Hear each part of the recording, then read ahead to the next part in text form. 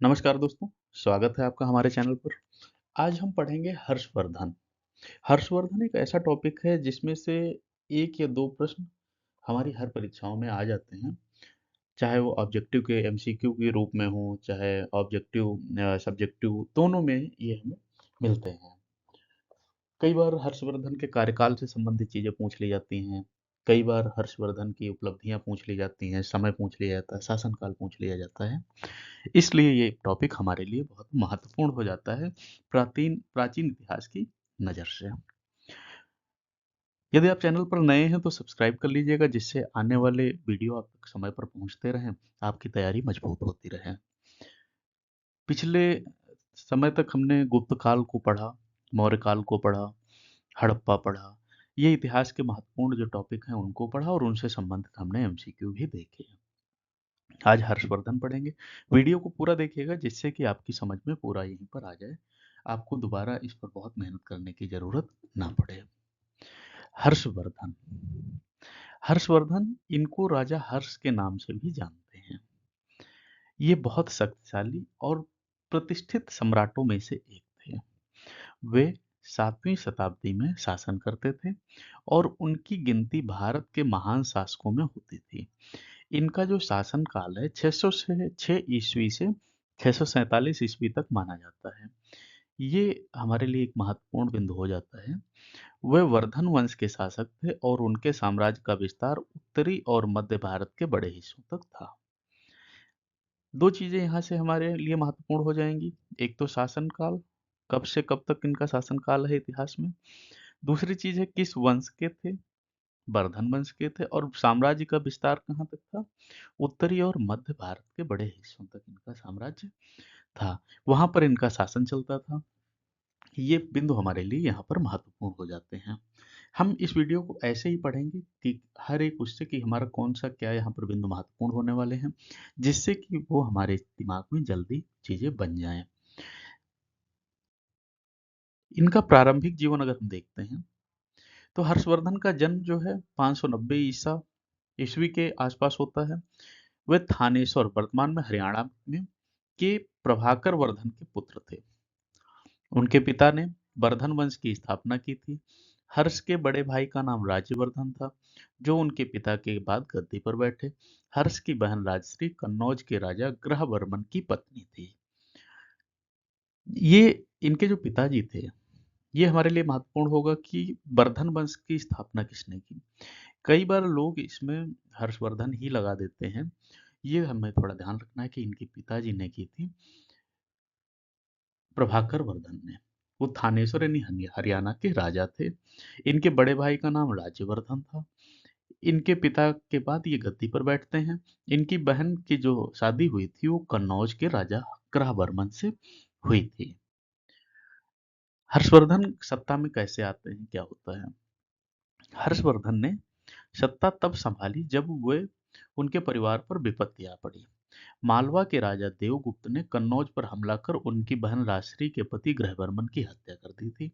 इस संकट के समय उनके बड़े भाई राजवर्धन ने प्रतिशोध लिया और देवगुप्त को पराजित कर दिया। लेकिन गुप्त साम्राज्य के सहयोगी शशांक ने राज्यवर्धन की हत्या कर दी थी। इसके बाद 606 ईस्वी में हर्षवर्धन ने थानेसर की गद्दी संभाली और अपने साम्राज्य को मजबूत करने का बीड़ा उठाया। उन्होंने अपनी बहन को शशांक के चंगुल से मुक्त कराया और कन्नौज को अपने साम्राज्य का प्रमुख केंद्र बनाया। देखिए, इसमें एक नाम हमारे लिए और महत्वपूर्ण हो जाता है, शशांक।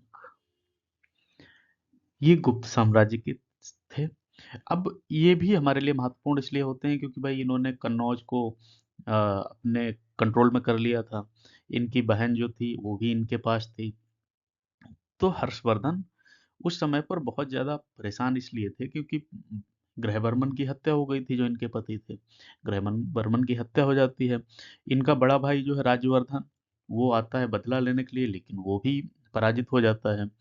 अब होता क्या है, राज्यवर्धन की हत्या के बाद 606 ईस्वी में हर्षवर्धन ने थानेसर की गद्दी संभाली।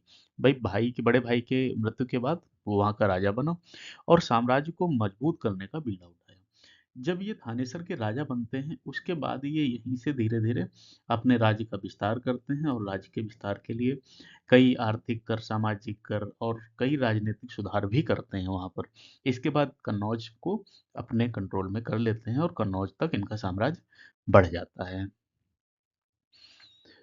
विस्तार में अगर हम बात करते हैं तो उत्तर भारत के लगभग सभी राज्यों को अपने साम्राज्य में मिला लिया।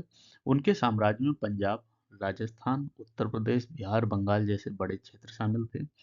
हालांकि दक्षिण भारत में उन्हें चालुक्य राजा पुलकेशिन द्वितीय के हाथों पराजय का सामना करना पड़ा था। इनके पिताजी जो थे वो थानेश्वर के राजा थे, ये हमने अभी देखा। उनका साम्राज्य जो था अपने थानेश्वर तक था, थोड़ा आसपास के एक दो स्थानों तक और था।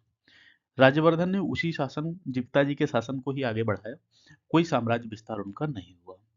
जब हर्षवर्धन गद्दी पर आते हैं, फिर ये कई राज्यों में साम्राज्य ले जाते हैं।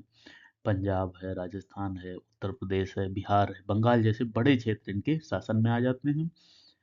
फिर भारत में उन्हें चालुक्य के राजा पुलकेशियन द्वितीय के हाथों पराजय का सामना करना पड़ा था। जब पुलकेशियन द्वितीय से इनका युद्ध होता है, वहां पर ये पराजित हो जाते हैं। इनकी शासन व्यवस्था देखते हैं। हर्षवर्धन एक कुशल शासक थे। उनका शासन न्याय, शांति और सांस्कृतिक समृद्धि के लिए जाना जाता है। उन्होंने समाज में धर्म और कला के विकास को प्रोत्साहन दिया।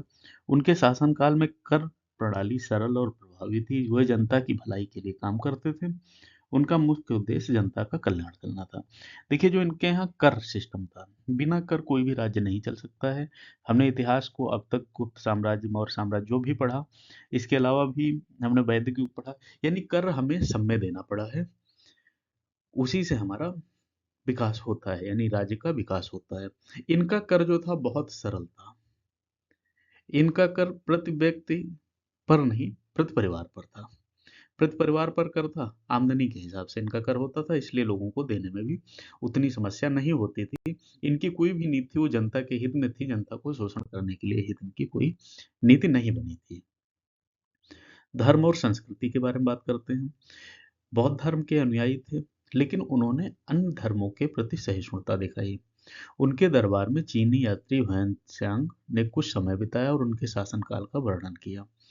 हुएन त्सांग के अनुसार हर्षवर्धन ने बौद्ध धर्म को प्रोत्साहित किया और नालंदा विश्वविद्यालय को दान दिया। हर्षवर्धन ने कामार्थ धर्मार्थ कार्यों के लिए प्रयाग में हर 5 साल पर एक महायोजना का आयोजन किया। इस आयोजन में गरीबों और जरूरतमंदों को दान किया जाता था। ये बिंदु इनका हमारे लिए पूरा महत्वपूर्ण रहने वाला है। इसमें कई बिंदु हैं जो जरूरी हैं। सबसे पहले किस धर्म के थे? बौद्ध धर्म के थे। इसके बाद कहाँ का यात्री? चीनी यात्री हुएनसांग। चीनी यात्री हुएनसांग किसके कार्यकाल में आया? हर्षवर्धन के। सेम यही लाइन का प्रश्न आ चुका है। हर्षवर्धन ने बौद्ध धर्म को प्रोत्साहित किया। इसके अलावा इलाहाबाद में, प्रयागराज में हर 5 साल पर एक महायोजना का ये आयोजन करते थे। इस आयोजन में गरीबों और जरूरतमंदों को दान दिया जाता था। प्रश्न क्या बनता है कि हर 5 साल बाद इलाहाबाद में दान करने वाला कौन सा राजा था? वो था हर्षवर्धन। ये बिंदु हमारे लिए महत्वपूर्ण हो जाता है। अब हम साहित्यिक योगदान की बात करते हैं। तो हर्षवर्धन स्वयं विद्वान थे। उन्होंने संस्कृत में कई नाटक लिखे हैं।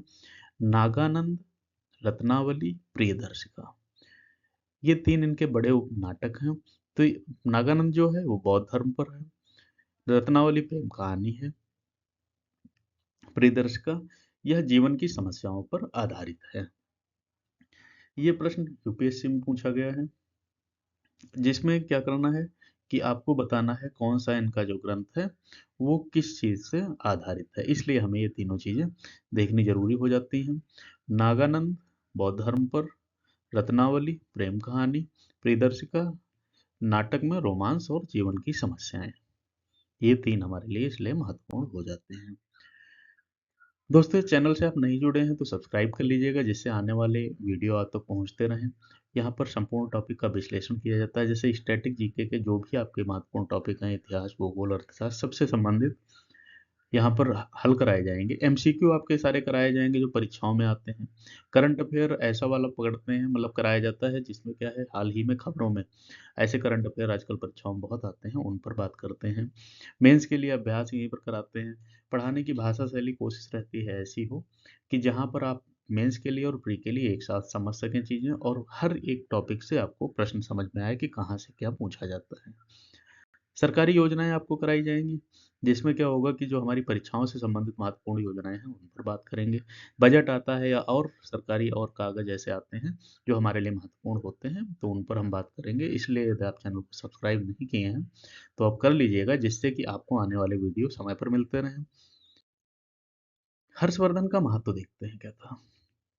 हर्षवर्धन का शासनकाल भारतीय इतिहास में एक स्वर्णिम युग के रूप में देखा जाता है। उनके द्वारा दिए गए धर्मार्थकार, साहित्यिक योगदान और प्रशासनिक कुशलता उन्हें इतिहास में एक विशेष स्थान प्रदान करते हैं। हर्षवर्धन की मृत्यु कब होती है? 647 ईस्वी में हर्षवर्धन की मृत्यु होती है। इनकी मृत्यु के बाद ही साम्राज्य कमजोर हो जाता है और धीरे धीरे टूट जाता है। उनके बाद कोई योग्य उत्तराधिकारी नहीं हुआ, और वर्धन वंश का अंत यानी पतन यहीं से होता है। किसी भी राज्य का पतन तब होता है या तो वहां पर कर बहुत ज्यादा लगा दिए गए हों, या वहां पर ऐसे कुछ नियम बना दिए गए हों, या तो उत्तराधिकारी कमजोर आए और आपस में झगड़ा करने लगे, जिससे कि बड़े बड़े राज्य जो आपस में जुड़े होते हैं वो टूटने लगते हैं। इस तरह हर्षवर्धन का जो युग है यानी वर्धन वंश है वो खत्म हो जाता है। दोस्तों, यदि वीडियो आपको पसंद आया हो तो आप सब्सक्राइब करिएगा चैनल को, और वीडियो को लाइक करिएगा, कमेंट भी कर दिया करिए, जिससे हमारी मेहनत को थोड़ा एक परिणाम मिल जाता है। बाकी यहाँ पर सारी चीज़ें आपको हमेशा फ्री मिलेंगी। कुछ भी समझ में नहीं आया है या पूछना है तो आप कमेंट में मैसेज करके पूछ सकते हैं। धन्यवाद।